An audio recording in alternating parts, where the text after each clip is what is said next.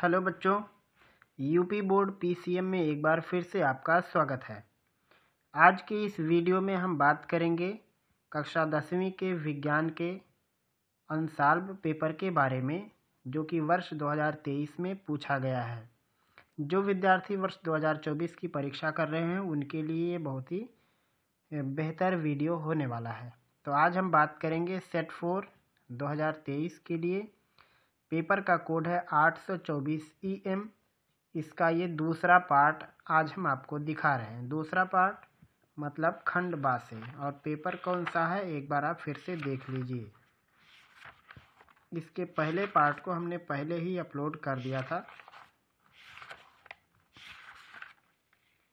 ये है सेट 4 2023 के लिए 824 EM ये पेपर का कोड है।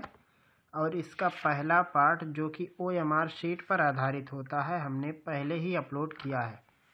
आज हम आपको दिखाएंगे इसका दूसरा पार्ट, खंड बा या खंड ए भी कह सकते हो। तो इसका पहला प्रश्न देखिए। प्रश्न है, गोलीय दर्पण कितने प्रकार के होते हैं, इनके नाम लिखिए। किसी गोलीय दर्पण के वक्रता केंद्र एवं मुख्य अक्ष की परिभाषा दीजिए। और उसके बाद एक सवाल भी है, एक उत्तल दर्पण की फोकस दूरी 30 सेंटीमीटर, दर्पण के सम्मुख 5 सेंटीमीटर लंबी वस्तु दर्पण से 30 सेंटीमीटर दूरी पर रखी है।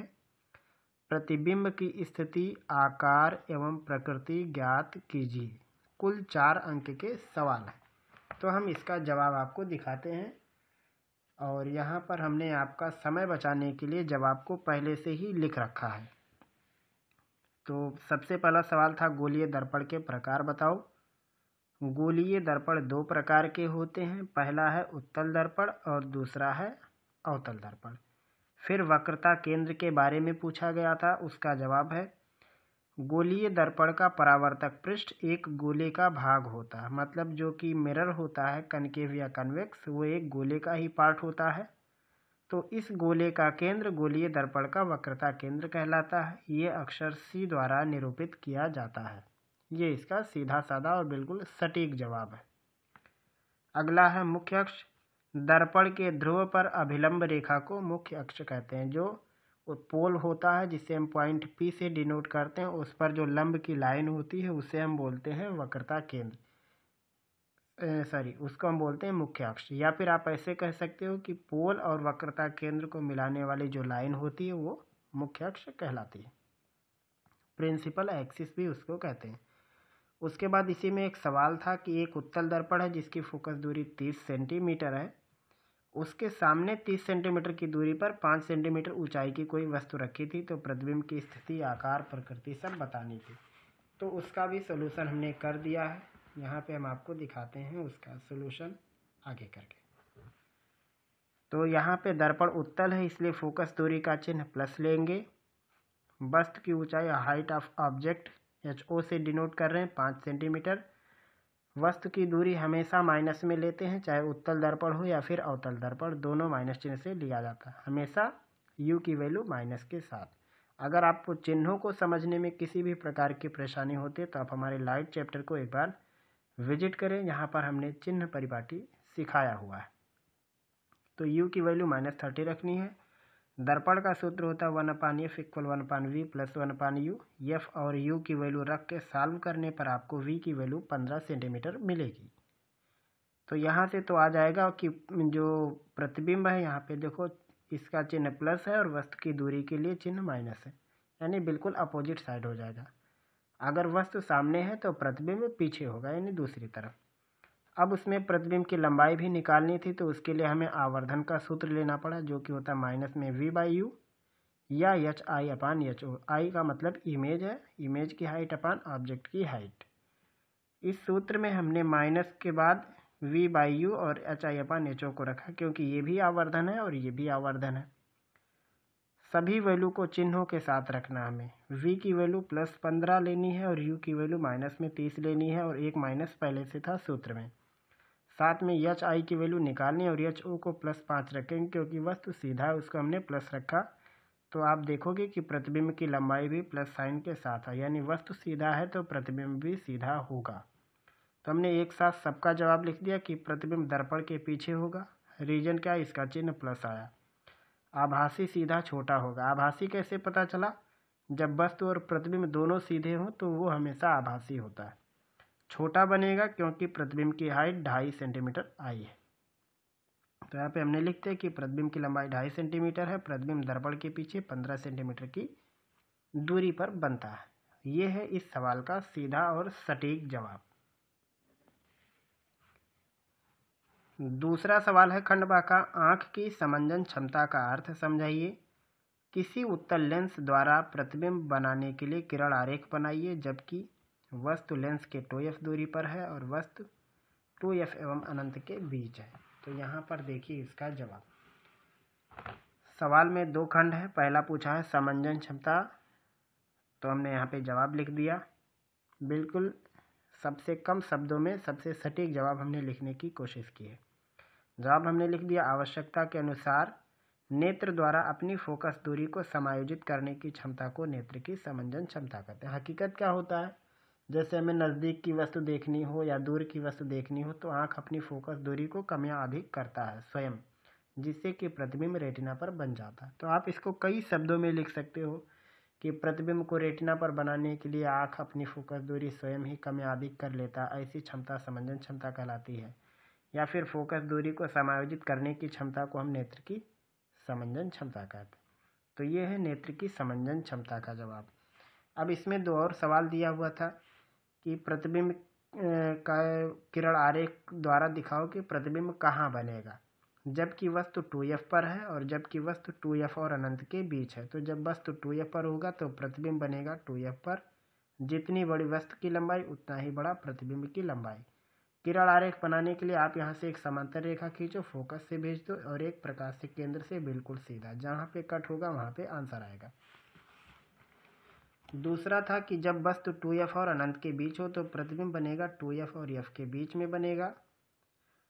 साथ में यहाँ पे थोड़ा सा इसमें साइज में अंतर भी रहेगा।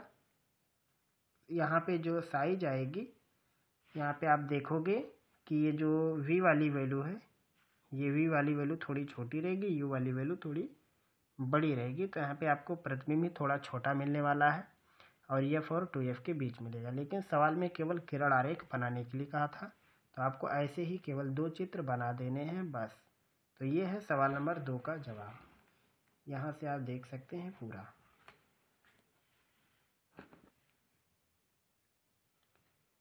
अगला प्रश्न है सवाल नंबर 3। यहाँ पे पहले हम आपको सवाल दिखा देते हैं, आप सवाल एक बार देख लें। सवाल है कि प्रतिरोधों के समांतर संयोजन के किन्हीं 2 लाभों का उल्लेख कीजिए। दिए गए परिपथ में प्रत्येक प्रतिरोध में प्रवाहित धारा और परिपथ में प्रवाहित संपूर्ण धारा का मान ज्ञात कीजिए। ये एक चित्र है। इसमें सवाल में पूछा सबसे पहले कि समांतर क्रम के कुछ फायदे बताओ, और एक चित्र है, इसमें हर एक में बहने वाली धारा और टोटल धारा का मान ज्ञात करना है। तो आइए देखते हैं कि क्या काम होगा यहाँ पे। ये है तीसरा। सबसे पहला हमने लिखा समांतर क्रम संयोजन के फायदे। पहला फायदा क्या है, प्रत्येक उपकरण को समान वोल्टता प्राप्त होती है। यानी समांतर क्रम में जितने भी उपकरण आप लगाते हो, बल्ब, पंखा, जो भी आप लगाते हो, हर एक को समान वोल्टेज मिलता है, यानी प्रत्येक उपकरण को समान वोल्टता प्राप्त होती है। दूसरा, उपकरण को प्राप्त होने वाली धारा परिपथ में विभाजित हो जाती है, यानी जो करंट आ रहा होता है मेन पावर सप्लाई से, वो हर एक मतलब जो उपकरण हम लगा के रखते हैं वो सब में डिवाइड होके जाता है। तो इसका दूसरा फायदा ये है कि शॉर्ट सर्किट भी नहीं होता। आप चाहे तो वो भी लिख सकते हो। आप यहाँ पे लिख सकते हो कि समांतर क्रम में जब उपकरण समायोजित होते हैं तो लघुपथन की स्थिति भी नहीं होती, यानी शॉर्ट सर्किट भी नहीं होता। लेकिन केवल 2 लाभ ही लिखने थे, तो पहले हमने लिख दिया कि समान वोल्टता हर एक उपकरण को मिल जाती है। दूसरा, परिपथ में जो धारा है वो विभाजित होके आती है। फिर एक सवाल दिया हुआ था, 3 प्रतिरोध थे समांतर क्रम में जुड़े हुए थे, 8 ओम, 12 ओम, 24 ओम। हमने 8 वाले को R1 कह दिया है, R2 जो है वो 12 ओम वाले को और 24 ओम वाले को R3 हमने कहा है। संपूर्ण परिपथ को 8 वोल्ट की बैटरी के साथ या सेल के साथ समायोजित किया है। यहाँ पे 1 एम्पियर मीटर लगा है, जहाँ से I एम्पियर जो मेजर कर रहा है, और ये यहाँ से आई निकल के 3 शाखाओं में I1 I2 I3 हो गया है। तो हर एक शाखा की धारा निकालनी थी और कुल धारा। तो सबसे पहले आपको क्या करना है, आप यहाँ पे देखोगे कि तीनों प्रतिरोध समांतर क्रम में ज्वाइंट हैं, तो सबसे पहले तुल्य प्रतिरोध निकालोगे। तरीका क्या है, हर एक प्रतिरोध के उल्टे का योगफल ले लेना। जैसे 8 का 1/8, 12 का 1/12, 24 का 1/24, टोटल कर देंगे, वो होगा तुल्य प्रतिरोध यानी 1/r की वैल्यू। तो यहाँ से 1/r का मान आपको मिलेगा 6/24। ऐसा क्यों आया, क्योंकि 8, 12 और 24 का एलसीएम निकालेंगे तो 24 आएगा। तो 8 में 3 से गुणा, 12 में 2 से गुणा, 24 में कुछ नहीं करेंगे, वैसे रहेगा। तो आपको तुल्य प्रतिरोध मिल जाएगा 4 ओम। तो जब आपको तुल्य प्रतिरोध मिल गया तो अब आपको इसके अंदर का निकालना है I1 I2 I3। तो I1 निकालने के लिए आपको क्या करना है, इस पर अप्लाई किया गया वोल्टेज और इसके प्रतिरोध से डिवाइड कर दो आप।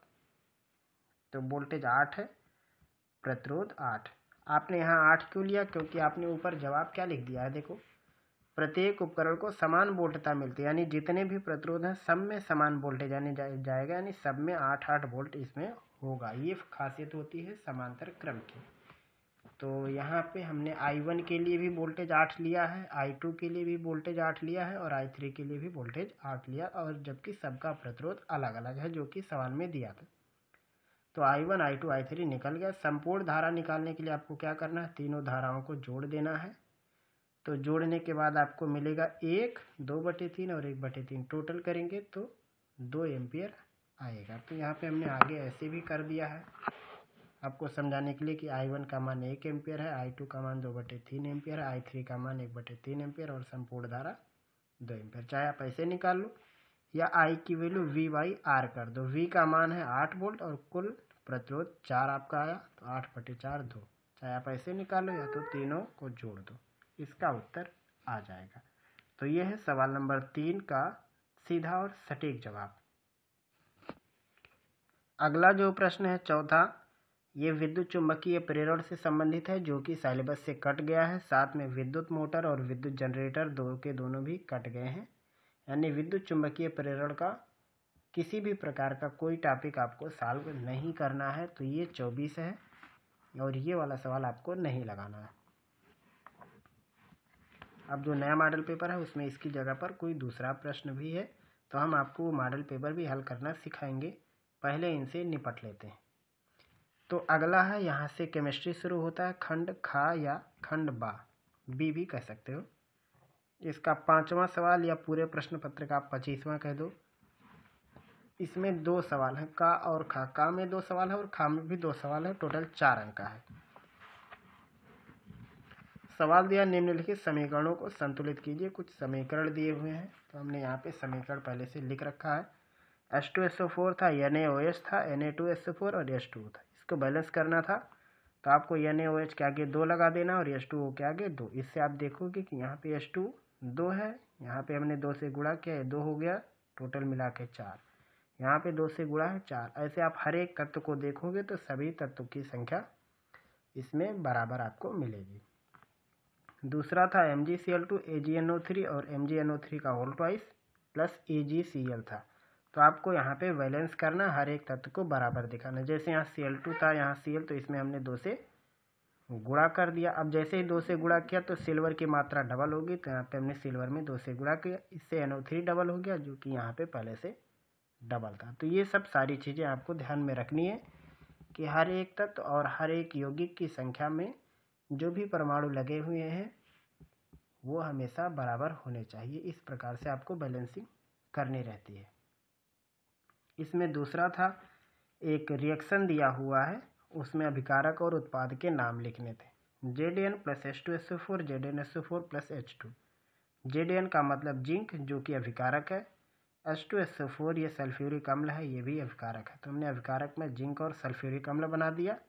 जो दाएं साइड लगा है ये उत्पाद है जो कि ZnSO4 यानी जिंक सल्फेट और H2 जो कि हाइड्रोजन है।